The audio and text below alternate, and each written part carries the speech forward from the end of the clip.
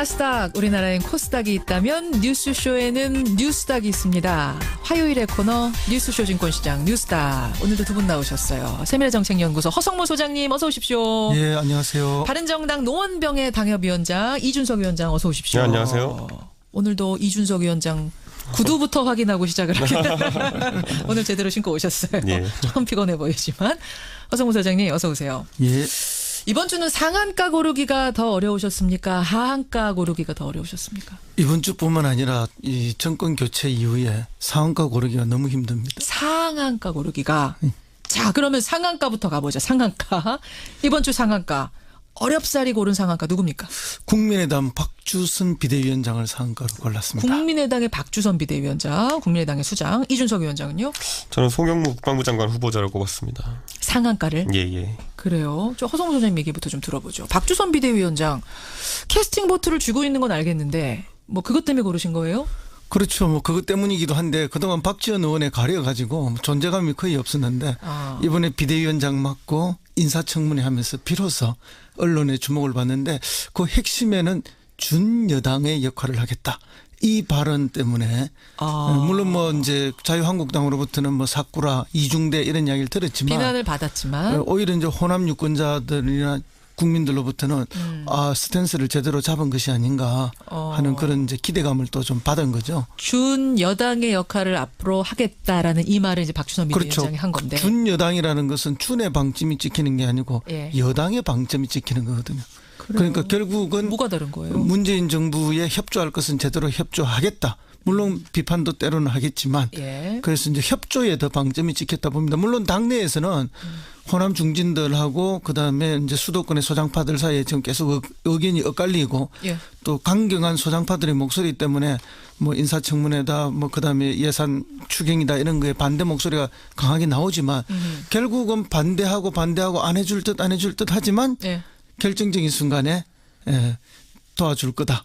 그런 느낌을 많이 받고 있거든요. 그래요. 예, 그러면서 존재감, 캐스팅 보드의 역할을 높여가면서 그러면서도 국민들로부터 특히 호남 유권자들로부터의 예. 지지도 받아가는 그런 전략을 택한 것이 아닌가 해서. 근데 그 준여당이란 말을 한 다음에 우리 준여당 하겠다란 말 한 다음에 더불어민주당 추미애 대표가 아니 준여당 선언하셨으면 장관 인사부터 도우세요. 이런 말을 하고 나서 국민의당 안에서 굉장히 좀 분란이 있었다면서요. 그렇게 될 수밖에 준여당이란 말 없죠. 괜히 했다 막 이렇게. 그러니까 추미애 대표가 타겟을 잘못 정한 거죠.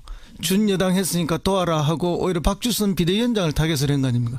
그렇게 하지 말고 오히려 타겟을 소장파들한테 해가지고 아니 당신들 왜 그러느냐 어른들이 다 그렇게 잘 정했는데 좀 도와주세요 이렇게 가야 되는데 타겟 설정을 잘못했기 때문에 오히려 내부 분란이 생길 수가 있다. 오히려 도우려는 사람을 좀 곤란하게 그렇죠. 명각하면 박주선 대표는 그렇게 되면 내부로부터 비난도 받고 추미애 대표로부터 비난도 받게 되니까 안팎으로 협공을 당하는 그런 옹색한 위치가 돼버리잖아요. 그러니까 이제 그것은 추 대표님께서 약간의 타겟을 잘못한 거다 이렇게 봅니다. 허 소장님은 박주선 비대위원장의 준여당이라는 방향 설정 옳았다고 본다. 상한가. 이준석 위원장 어떻게 보세요? 박주선 위원장이요? 예. 어제 제가 공교롭게 어떤 행사에 가가지고요. 그 이제 여당 대표 여야 대표들이랑 또 이낙연 총리님 오신 걸 한번 봤는데 박주선 비대위원장님 이낙연 총리 바로 뒤에 딱 붙어 가시더라고요. 오, 그래요. 제 생각에는 뭐 그 협치의 분위기를 만들어 나가자는 공감대는 국민의당 내에서 형성된 것 같은데 사실 추미애 대표가 그러니까 협치의 의미를 너무 좁혀버리고 있죠 지금. 그러니까 예를 들어 예전에 그런 거 있지 않았습니까? 내 말대로 하면 소통 아니면 불통 뭐 이런 식으로 규정짓는 형태의 정치 문화가 있었는데 지금도 우리 말 들어주면 협치 아니면 협치가 아니다. 뭐 이렇게 몰아가는 것 자체가 협치 어렵게 좀 만드는 거거든요. 상황을 꼬이게 하고 있다. 그래서 추미애 대표가 뭐 그런 개별적인 사안에 대해 가지고 그럼 협조를 해주지 그러세요. 이렇게 하는 거는 좀 그래 뭐 여당 대표의 역할은 아닐 것이다. 오히려 야당이 아쉬운 게 많은 상황에서는 조금 이해해주는 뉘앙스를 풍기는 게 괜찮거든요. 그래서 약간 그 부분은 아쉽다. 다만 이제 뭐 사실 국민의당이랑 민주당이 뭐 연대를 하거나 아니면 사실상 합당까지 가게 된다 하면은 그거 과반됩니다. 그러면은. 그렇죠. 그렇기 때문에 그 부분을 문재인 정부는 동력 삼고 싶어 할 거기 때문에 국민의당도 그걸 잘 알고 이런 접근을 하는 게 아닌가 싶습니다. 왜냐하면 선거 과정 내내 문재인 대통령이 그 협치 또는 뭐 연정이나 표현을 안 했지만은 국민의당하고 정의당하고는 할 수 있다는 이야기를 여러 차례 반복적으로 했습니다. 예. 그리고 실제 국민의당은 뭐 이중대나 사쿠라가 아니고 과거에 본부 중대였어요. 그렇죠. 동교단계를 중심으로가 본부 중대였기 때문에 예. 정서적으로 아무 문제가 없어요. 다만 이제 뭐 여러 가지 계기 때문에 그렇게 헤어지고 뭐 비난하고 이렇게 갈라지곤 하지만 예. 아니 부모 자식이나 형제 간에도 싸웠다가 좋아졌다가 싸웠다가 좋아졌는데 뭐 그런 부분은 제가 크게 걱정하지는 않는데요. 어쨌든 그 추 의원님이 조금 여유를 가지고 봐야 되는 게 왠가하면 답답한 사람이 우물파잖아요. 예. 그렇지만 그 아무리 국민적 지지율이 문재인 대통령이 높다 하더라도 예. 지금은 협조를 요청하고 답답한 위치에 놓은 거는 대통령하고 여당이기 때문에 자세를 조금 더 낮추고 목마른 사람은 정부 여당이니까. 예, 그렇게 하는 태도가 필요합니다. 여기서 잠깐 그 얘기해 볼게요. 아까 박지원 전 대표가 뭐라고 했냐면 강경화 후보자 임명 강행하면 안 된다. 지금 강경화 후보자 임명 강행할 경우에는 다음 주에 국회 인준받아야 되는 김희수 후보자를 포기하는 셈이 된다. 강경화냐 김희수냐 해서 강경화 밀면 김희수 포기이자 동시에 앞으로 남은 30명의 인사청문회 뭐 이런 사람 저런 사람 많은데 다 난관일 거다. 동의하세요? 어지간해서 인사청문회에서 이제 부적격 의견 또는 어떤 지연이 나오게 됐을 때 그걸 강행하는 인사를 했던 정부가 딱 하나 있었거든요. 어디죠? 박근혜 정부거든요. 그렇죠. 그게. 네. 보통은 인사청문회에서 좀 삐그덕거린다 싶으면은 여야 타협을 통해 가지고 그러면 뭐 물릴 사람이 누구냐 이렇게 해서 협상 모드로 들어갔던 게 지금까지 청문회 문화였거든요. 그런데 박근혜 정부 때 그걸 강행해버리면서 인사청문회를 사실 유명무실하게 만들어버리는 어떤 측면도 있기 때문에 예. 그 행태 또한 과거에 그 민주당 쪽에서 그 전 여당이던 새누리당을 비판하던 단골 소지였거든요. 그렇기 때문에 이번에 만약에 공수 교대가 된 상황 속에서 예. 비슷한 모양새가 만약에 나오게 된다면은 뭐 실제 강경화 후보자가 어떤 사람이냐, 김희수 후보자가 어떤 사람이냐, 뭐 이런 것과 관계없이 그냥 예. 절차적인 면을 너무 무시하고 강행한다라는 비판을 또 받을 수 있기 때문에 여당도 고민이 많을 겁니다. 어떻게 해야 돼요, 소장님 근데? 인내심을 가지고 기다려야 되고 타임 스케줄을 잘 짜야 됩니다. 타임 스케줄을 다 잘 짜서 더 설득하면 될 거라고 보세요? 아니요, 뭐 막판에 어떤 다른 방법을 택할 수도 있지만 예. 그게 최후의 수단까지 인내하는 모습을 보여주고 또 그 이전에 타임 스케줄상 먼저 인준돼야 될 분들이 먼저 갈 수 있도록 예. 하는 그런 이제 전략이 필요하죠. 지금 많은 분들이 아까 그 인터뷰 들으시고 문자 주시는데 그러니까 도대체 어디까지 설득을 해야 되고 어떻게 설득을 해야 된다는 건지를 잘 모르겠다. 왜냐하면 이제 국민들이 결국은 심판자잖아요. 국민들의 여론이 지금 대통령 지지율이 높다고 해서 그 모든 걸 동의해 주는 건 아닌데 결국은 국회가 발목 잡기만을 하고 있다. 네. 도저히 안 된다. 네.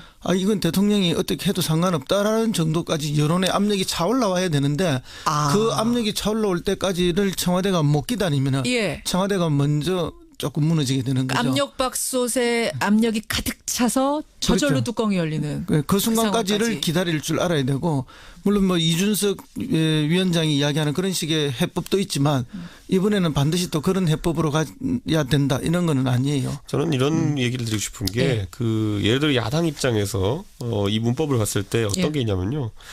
강경화 장관 후보자에 대한 여러 의혹이 제기되었는데 예. 어느 순간에 좀 의아한 이제 퍼포먼스들이 몇 번 있었던 게 전직 외교부 장관이 갑자기 전부 다 지지 선언을 한다든지 10명이 지지 선언을 이런 했어요. 모양새들이 보였는데 그분들이 공무원이 대다수고 어지간해서는 자발적으로 모인다고 보는 사람은 거의 없습니다. 예. 그러면요? 뭐 의혹 제기 이런 수준은 아니지만 예. 그렇지만 어쨌든 이런 걸 하면서도 그분들도 하면서도 정권이 어떤 스탠스인가 예. 만약에 뭐 강경화 후보자를 만약에 지명 철회할 분위기가 조금이라도 있다면은 예. 그게 섣불리 나서지 않습니다. 그분들 개인의 명예나 이런 게 있기 때문에 그렇기 때문에 여권의 모 관계자가 그냥 강한 시그널을 줬다. 우리는 강경화로 갈 거다. 끝까지 간다. 예, 이런 시그널 정도의 받아서 정보는 공유된 움직였을 상황에서 그러니까 뭐 그걸 예, 기획했다는 게 아니라 이 정도 정보는 공유된 예, 상황에서 예. 확신해 갖고 움직였다는 얘기이기 때문에 예. 그게 야당에 던지는 메시지라는 것은 야당이 뭐라 하든 우린 강경화 밀어붙이겠다. 야당을 더 자극한 거라고 보세요. 약간은 뭐 답은 정해져 있다. 답정너. 너는 우리 따라오면 된다라는 식의 어떤 뉘앙스가 풍긴 게 좀 있다. 이게 야당에서 받아들이는 문법이기 때문에 예. 저는 그런 부분도 좀 기획하는 데 있어가지고 좀 너무 이 경직된 모습 보이지 않았으면 좋겠다. 사실 강경화 후보자에 대한 여론은 좀 개선되는 모양새를 보였거든요. 예, 그런데 예. 그 와중에서 그걸 통해서 한 번에 더 개선시켜서 아까 말한 야당에 대한 압력을 만들어내기 위해서 예. 어느 누군가가 정부에서 좀 잘못된 시그널 하나 던진 게 아닌가. 국민 설득 작업을 하려고 한 것이 오히려 야당은 더 화나게 되는 꼴이 될 수도 있다. 아니, 물론 국민들 입장에서 봤을 땐 이런 어떤 정치 공학이나 이런 걸 보고 싶지 않으시겠지만은 물론이죠. 또 반대로 또 뭐 이쪽 당이고 저쪽 당이고 다 여당 해보고 하지 않았습니까 전부 다? 그렇죠. 그럼 대충 이런 상황에서는 어떤 문법으로 이게 동작하는지 감을 잡습니다 보면은. 알겠습니다. 저는 그런 부분을 좀 간과하지 알겠습니다. 않았으면 좋겠습니다. 예, 잠깐 오늘 뭐 주제 아니었습니다. 그 얘기 잠깐 했고요. 이준석 위원장은 상한가로 송영무 국방부 장관 후보자를 말씀하셨는데 네. 아직 인사청문회도 안 했잖아요. 벌써 상한가입니까? 저는 그러니까 협치라는 것이 어떤 것인가라는 것에 약간 예. 고민해 보다가 그 우리말 들어주면 협치 아니면 협치 아니다 이런 게 모델이 돼서는 안 됩니다.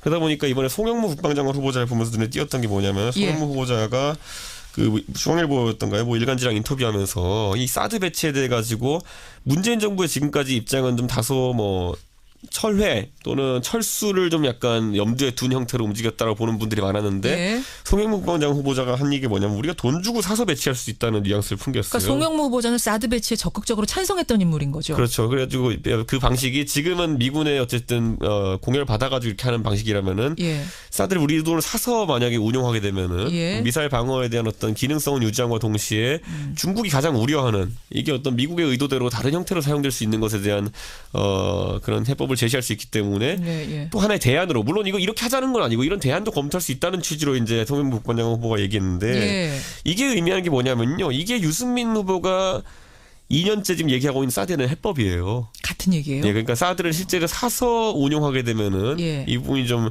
우려가 적어지지 않겠느냐. 물론 구체적인 디테일로 가면은 미국이 팔겠냐부터 시작해서 여러 가지 문제가 있을 수 있겠지만은 그렇죠. 결국 접근법 자체에 대해 가지고 좀 다양성을 열어준다라는 거는 예. 그러면 바른정당 같은 경우에는 이 부분에 있어서 바른정당의 당론과 일치하는 부분이 있기 때문에 찬성이군요. 이 당론을 들고 같이 한번 논의해보자 자세로 갈 수 있는 거죠. 협치가 이렇게 되는 것이다. 그렇죠. 그러니까 저는 어느 느낌이냐면 다소간의 입장 전환이 있을 수는 있겠지만은 또는 뭐 좀 유연성을 갖추는 형태로 돼서 원래 좌파 지지층을 좀 깎아먹을 수도 있겠지만은 예. 이런 공간을 열어주면은 바른정당 입장에서 협상의 장으로 들어와야지 이게 밖에서 비판만 할 수 있는 상황이 아니게 그런 되는 거거든요. 의미에서 잘 뽑은 후보자다. 저는 그래서 이게 송영무 장관 후보자 개인의 소신인지 아니면 이런 인사를 함에 있어가지고 문재인 대통령께서 이런 걸 보고 하신 건지 고려한 건지 모르겠지만은 모르겠지만. 딱 이걸 보면서 저도 바른정당 소속으로서 예. 아 그래 저 정도로 유연한 자세를 갖춘 어떤 안보에 대한 토론회장이 만들어지면은 이거 협치에 한 발 담글 수 있겠다는 생각을 하게 되는 그러셨어요. 게 있더라고요. 허 소장님. 예, 뭐 굉장히 어려운 문제인데요. 예.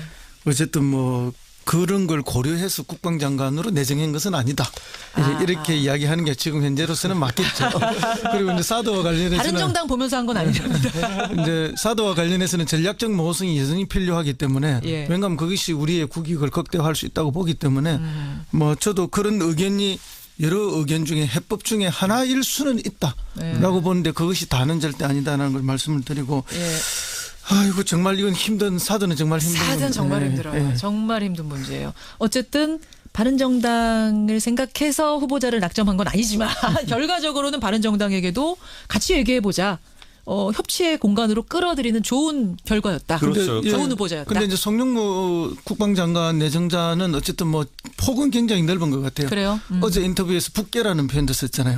그럼 이거는 또 이제 전통적 오랜만에 들어요, 전통적 북계. 지지자로부터 굉장히 비난을 받을 수 있는 용어를 썼는데 예. 또 사실은 이제 청문회 통과를 고려해 본다면은 예. 또 보수적인 분들에게 신뢰를 주는 또 표현이거든요. 자유한국당에서는 또 좋아할 수도 있는 그렇죠. 표현이고. 그러니까 이제 이분이 나름대로 굉장히 전략적인 고민을 많이 하고 있는 것이 아닌가 그런 느낌은 듭니다. 알겠습니다. 그런 의미에서 상한가 송영무 국방부 장관 후보자 주셨어요. 하한가로 갑니다. 하한가. 허성무 소장님 하한가. 예, 저는 자유한국당의 정우택 대표님을 오늘 하한가로 뽑았습니다. 정우택 원내대표. 이준석 위원장은 하한가 누구 주시겠어요? 저는 그 자유한국당 내에서 이제 친박 하는 분들 두 분. 예. 한 분은 정우택 원내대표, 한 분은 친박. 완전 다른 얘기인 게 정우택 대표는 친박 예. 아닙니다. 그렇긴 해요. 제가 누구부터 물어볼까요? 허 소장님. 예, 지금 뭐 어쨌든 그 대통령이 협치와 이런 이야기를 하면서 뭐 밥도 먹고 청와대에 초청도 하고 이래 했는데 예. 그 한 번 갔다 오고 난 이후에는 모든 것이 이제 반대를 위한 반대만을 지금 하고 계시잖아요. 그러니까 총리 인준에서부터 다 지금 계속 반대를 하고 계신데 예. 지금 그래서 이제 협치의 길이냐 대결의 길이냐 해서 셀프 왕따의 길을 지금 택한 거 아니에요. 그러니까 협치도 아니고 대결도 아니고 셀프 왕따의 길을 간다고 생각하세요? 물론 뭐 궁극적으로는 대결인데 셀프 왕따의 길을 좀 선택했다. 방향 잘못 잡았다? 발음 잘못 잡은 거죠. 이게 꼭 협치는 아니라도 정권 예. 초기에는 좀 도와주는 척, 예. 협조하는 척 이렇게 하면서 몇 가지 해줘야 돼요. 그렇게 해서 이제 국민들로부터 또는 국회나 야당의 역할이 뭐 이렇게 잘하는구나 하는 기본을 만든 다음에 네. 결정적인 여러 가지 이제 약점들이 나올 때 완전한 그 대결의 길을 가면서 주도권을 쥐어야 되는데 예. 전혀 설득력 없는 방식으로의 대결 그러니까 왕따의 길만 스스로 택해서 가기 때문에 실질적으로 이제 당의 발전이라든지 뭐 내년 선거를 앞두고 이렇게 간다라고 예상은 하지만 이게 내년 선거에 대한 도움이 사실 별로 안 될 거라고 저는. 아니 근데 지금 저희가 리얼미터 매주 조사하잖아요. 그거 보면은 자유한국당이 소폭이지만 강경한 자세를 취한 다음부터 조금씩 오르긴 했거든요. 조금씩. 예, 그런 게 반영됐다라고 볼 수도 있지만 실제 지금 당장 지방선거를 한다면은 예. 사실은 그 누구죠? 홍준표 후보가 받았던 정도의 지지율은 예. 결국은 또 나오게 되어 있습니다. 아. 그러니까 그 지지율까지는 뭐 여론조사 안 잡힌다 하더라도 예. 선거를 하면 나오는 지지율이기 때문에 지금 미세한 변화는 강경한 투쟁을 해서 나왔다고 이렇게 보기는 그것 어렵습니다. 때문은 아니라고 보시는 거예요. 그 조그만한 소폭 상승은. 사실은 이제 뭐 대선에서 패한 후에 살살 정신을 차려가는 그런 수준이다 이렇게 봐야죠. 그러니까 사실 그 예전에 박근혜 정부가 초기에 출범했을 때도 보면은 야당이 뭘 해도 지지율이 안 오르는 상태가 좀 있었거든요. 그렇죠. 그때 그리고 뭐 아무리 대여 강경 투쟁을 많이 한다 그래도 일정 수준 이상으로는 국민들이 지지를 안 보내는 그런 현상이 있었는데 그게 아마 지금 자유한국당이 그대로 빠져 있는 지금 딜레마 슬럼프가 아닐까. 아닐까라는 생각을 좀 하게 되고요. 그 중에서도 근데 친박한테 하한가를 주신 이유는 뭡니까? 어려운 상황, 당 전체가 어려운 상황인데? 사실 좀 애매해진 게요. 이게 친박은 우두머리가 누군지도 약간 이제 불투명한 상황이 돼버렸어요. 예. 그러니까 물론 과거에 이제 그 지주라고 하면 박근혜 대통령이었지만은 지금 뭐 정치 활동할 수 없는 상황이고 그렇죠. 그러다 예. 보니까 이제 이 사람의 유산을 물려받아서 누가 할 것이냐 이걸 두고 이제 경쟁이 펼쳐져야 되는데 상속자가 될 수 있는 사람이 지금 없습니다 현재로서는. 뭐 홍문종, 원유철 이런 분들, 김진태 의원 뭐 이런 분들? 그분들은 한 번도 그러니까 어떤 철학적인 면에서 네. 어떤 걸 계승하겠다는 그런 뉘앙스를 보여준 적도 없고요. 그리고 무엇보다도 지난 탄핵 국면이나 아니면 여러 가지 뭐 이 재판 과정 이런 데서 또 그렇다고 해서 적극적으로 박근혜 대통령 유산을 상속받기 위한 어떤 움직임을 보인 것도 아닙니다. 지지자들에게. 아니라고 보시는 거군요. 예, 차라리 오히려 그걸 과감하게 해보려고 예. 큰 꿈을 안고 뛰쳐나갔던 그 조원진. 곰돌이 후보. 예, 곰돌이 후보님. 우리 조원진 후보가 차라리 그런 면에서 의지는 보였다라고 할 수 아하. 있겠지만은 예, 가지고 성공적이지 못했고 그래서 현재 지금 그 상속자가 없는 상태로 지금 이제 친박은 이번 전당대회에 돌입해야 되는데 예. 뭐 전당대회에서 지금 전략도 없는 것 같고 후보가 누구인지 잘 모르겠는 것 같고 언뜻 보면은 나중에 가장 마지막에 그 배를 탄 원유철 대표가 친박 후보인가 뭐 홍문종 후보가 친박 후보인가 다들 이제 그 후보조차도 단일화가 안 되는 상황이기 때문에 혼란을 겪고 있는 거예요? 그럼 내부에서도? 교통정리할 사람이 없는 거죠. 네, 교통정리할 사람이 없는 거기 때문에 제 생각에는 아마 다음 이번 전당대회에서 예. 친박이 소멸할 가능성이 이제 보인다. 친박이 소멸까지 불과 몇 개월 전까지만 해도 가장 강력한 게 아니요, 파였는데. 충분히 가능한 게요. 과거에 그 노무현 정부가 사실 좀 낮은 지지율로 마감한 뒤에 예. 그 다음에 전당대회 할 때 보면은 예. 친노를 한동안 소멸했었어요. 노무현 대통령의 비극적인 서거 이후에 다시 살아나기 시작한 거지. 아하. 그때 그 전까지는 뭐 손학규 대표라든지 뭐 이런 분들이 패족이라고 당의 했었죠. 사실상의 얼굴로 이제 활동하게 되고 그 동안은 좀 휴직을 가졌는데 그렇죠. 친박은 이제 비슷한 패스를 상황으로 한동안 가요. 겪을 것으로 이렇게 보입니다. 그런 의미에서 하한가 그렇게 해주셨어요. 예, 오늘 상한가와 하한가, 상한가 보도에는 국민의당 박주선 비대위원장과 송영부 국방부 장관 후보자, 하한가 보도에는 자유한국당 정호택 원내대표 친박 올리면서 두 분과 인사 나누겠습니다. 두 분 고생하셨습니다. 다음 주에 뵐게요. 예. 네, 감사합니다. 감사합니다. 뉴스당 세미래정책연구소 허성모 소장, 바른정당 이준석 노원병 당협위원장이었습니다. 다 난관일 거다. 동의하세요? 어지간해서 인사청문회에서 이제 부적격 의견 또는 어떤 지연이 나오게 됐을 때 그걸 강행하는 인사를 했던 정부가 딱 하나 있었거든요. 어디죠? 박근혜 정부군요. 그렇죠. 그게. 네. 보통은 인사청문회에서 좀 삐그덕거린다 싶으면은 여야 타협을 통해 가지고 그러면 뭐 물릴 사람이 누구냐 이렇게 해서 협상 모드로 들어갔던 게 지금까지 청문회 문화였거든요. 근데 박근혜 정부 때 그걸 강행해버리면서 인사청문회를 사실 유명무실하게 만들어버리는 어떤 측면도 있기 때문에 예. 그 행태 또한 과거에 그 민주당 쪽에서 그 전 여당이던 새누리당을 비판하던 단골 소지였거든요. 그렇기 때문에 이번에 만약에 공수 교대가 된 상황 속에서 예. 비슷한 모양새가 만약에 나오게 된다면은 뭐 실제 강경화 후보자가 어떤 사람이냐, 김희수 후보자가 어떤 사람이냐, 뭐 이런 것과 관계없이 그냥 예. 절차적인 면을 너무 무시하고 강행한다라는 비판을 또 받을 수 있기 때문에 여당도 고민이 많을 겁니다. 어떻게 해야 돼요, 소장님? 근데 인내심을 가지고 기다려야 되고 타임 스케줄을 잘 짜야 됩니다. 타임 스케줄을 다 잘 짜서 더 설득하면 될 거라고 보세요? 아니요, 뭐 막판에 어떤 다른 방법을 택할 수도 있지만 예. 그게 최후의 수단까지 인내하는 모습을 보여주고 또 그 이전에 타임 스케줄상 먼저 인준돼야 될 분들이 먼저 갈 수 있도록 예, 예. 하는 그런 이제 전략이 필요하죠. 지금 많은 분들이 아까 그 인터뷰 들으시고 문자 주시는데 그러니까 도대체 어디까지 설득을 해야 되고 어떻게 설득을 해야 된다는 건지를 잘 모르겠다. 왜냐하면 이런 이제 문자 국민들이 결국은 심판자잖아요. 국민들의 여론 정했는데 예, 좀 예. 도와주세요 이렇게 가야 되는데 타겟 설정을 잘못했기 때문에 오히려 내부 분란이 생길 수가 있다. 오히려 도우려는 사람을 좀 곤란하게 그렇죠. 명각하면 박주선 대표는 그렇게 되면 내부로부터 비난도 받고 그렇게 되죠. 추미애 대표로부터 비난도 받게 되니까 예. 안팎으로 협공을 당하는 그런 옹색한 위치가 돼버리잖아요. 그러니까 이제 그것은 추 대표님께서 약간의 타겟을 잘못한 거다 이렇게 봅니다. 허 소장님은 박주선 비대위원장의 준여당이라는 방향 설정 옳았다고 본다. 상한가. 이준석 위원장 어떻게 보세요? 박주선 위원장이요? 예. 어제 제가 공교롭게 어떤 행사에 가가지고요. 그 이제 여당 대표 그 여야 대표들이랑 또 이낙연 총리님 오신 걸 한번 봤는데 예. 박주선 비대위원장님 이낙연 총리 바로 뒤에 딱 붙어 가시더라고요. 오, 그래요. 제 생각에는 뭐 그 협치의 분위기를 만들어 나가자는 공감대는 국민의당 내에서 형성된 것 같은데 사실 추미애 대표가 그러니까 협치의 의미를 너무 좁혀버리고 있죠 지금. 그러니까 예를 들어 예전에 그런 거 있지 않았습니까? 내 말대로 하면 소통 아니면 불통 뭐 이런 식으로 규정짓는 형태의 정치 문화가 있었는데 지금도 우리 말 들어주면 협치 아니면 협치가 아니다. 뭐 이렇게 몰아가는 것 자체가 협치 어렵게 좀 만드는 거거든요. 상황을 꼬이게 하고 있다. 예, 그래서 추미애 대표가 뭐 그런 개별적인 사안에 대해 가지고 그럼 협조를 해주지 그러세요 이렇게 하는 거는 좀 그래 뭐 여당 대표의 역할은 아닐 것이다.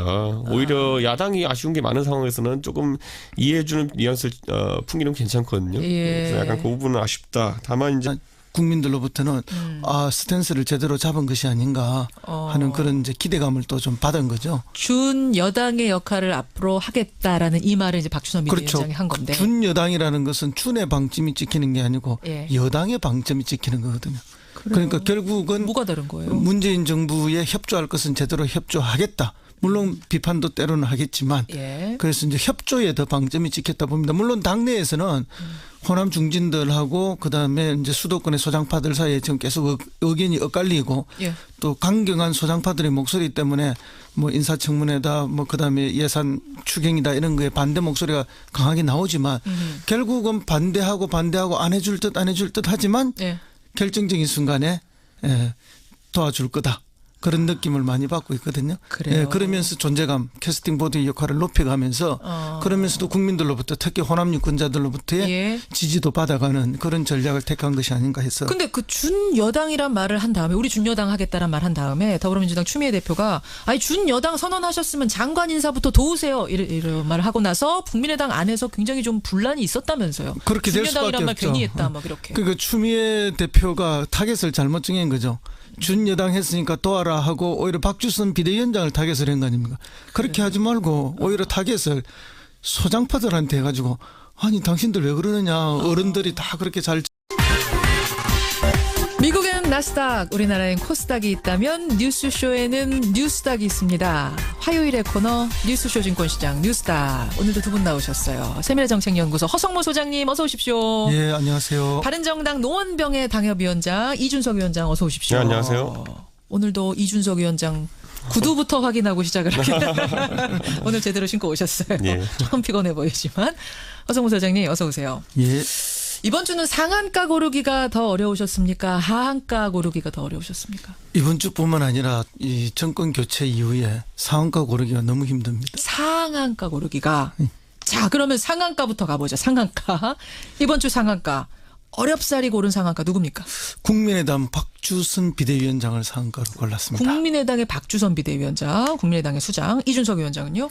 저는 송영무 국방부 장관 후보자를 꼽았습니다. 상한가를? 예. 그래요. 저 허성무 소장님 얘기부터 좀 들어보죠. 박주선 비대위원장 캐스팅 보트를 쥐고 있는 건 알겠는데 뭐 그것 때문에 고르신 거예요? 그렇죠. 뭐 그것 때문이기도 한데 그동안 박지원 의원에 가려가지고 존재감이 거의 없었는데 이번에 비대위원장 맡고 인사청문회 하면서 비로소 언론의 주목을 받는데 그 핵심에는 준여당의 역할을 하겠다. 이 발언 때문에 물론 뭐 이제 자유한국당으로부터는 뭐 사꾸라 이중대 이런 이야기를 들었지만 비난을 받았지만 오히려 이제 호남 유권자들이나 근데 뭐 사실 국민의당이랑 민주당이 뭐 연대를 하거나 아니면 사실상 합당까지 가게 된다 하면은 그 과반됩니다. 그러면은. 그렇죠. 예, 그렇기 때문에 그 부분을 문재인 정부 동력 삼고 싶어 할 거기 때문에 국민의당도 그걸 잘 알고 이런 접근을 하는 게 아닌가 싶습니다. 왜냐하면 선거 과정 내내 문재인 대통령이 그 협치 또는 뭐 연정이나 표현을 안 했지만은 국민의당하고 정의당하고는 할 수 있다는 이야기를 여러 차례 그랬었죠. 반복적으로 했습니다. 그랬었죠. 예. 그리고 실제 국민의당은 뭐 이중대나 사쿠라가 아니고 과거에 본부 중대였어요. 그렇죠. 동교단계를 중심으로가 본부 중대였기 때문에 예. 정서적으로 아무 문제가 없어요. 다만 이제 뭐 여러 가지 계기 때문에 그렇게 헤어지고 뭐 비난하고 이렇게 갈라지곤 하지만 예. 아니 부모 자식이나 형제 간에도 싸웠다가 좋아졌다가 싸웠다가 좋아졌는데 뭐 그런 부분은 제가 크게 걱정하지는 않는데요. 어쨌든 그 추 의원님이 조금 여유를 가지고 봐야 되는 게 왠가하면 답답한 사람이 우물파잖아요. 예. 그렇지만 그 아무리 국민적 지지율이 문재인 대통령이 높다 하더라도 예. 지금은 협조를 요청하고 답답한 위치에 놓은 거는 대통령하고 여당이기 때문에 자세를 조금 더 낮추고 목마른 사람은 정부 여당이니까. 예, 그렇게 하는 태도가 필요합니다. 여기서 잠깐 그 얘기 해볼게요. 아까 박지원 전 대표가 뭐라고 했냐면 강경화 후보자 임명 강행하면 안 된다. 지금 강경화 후보자 임명 강행할 경우에는 다음 주에 국회 인준받아야 되는 김희수 후보자를 포기하는 셈이 된다. 강경화냐 김희수냐 해서 강경화 밀면 김희수 포기이자 동시에 앞으로 남은 30명의 인사청문회 뭐 이런 사람 저런 사람 많은데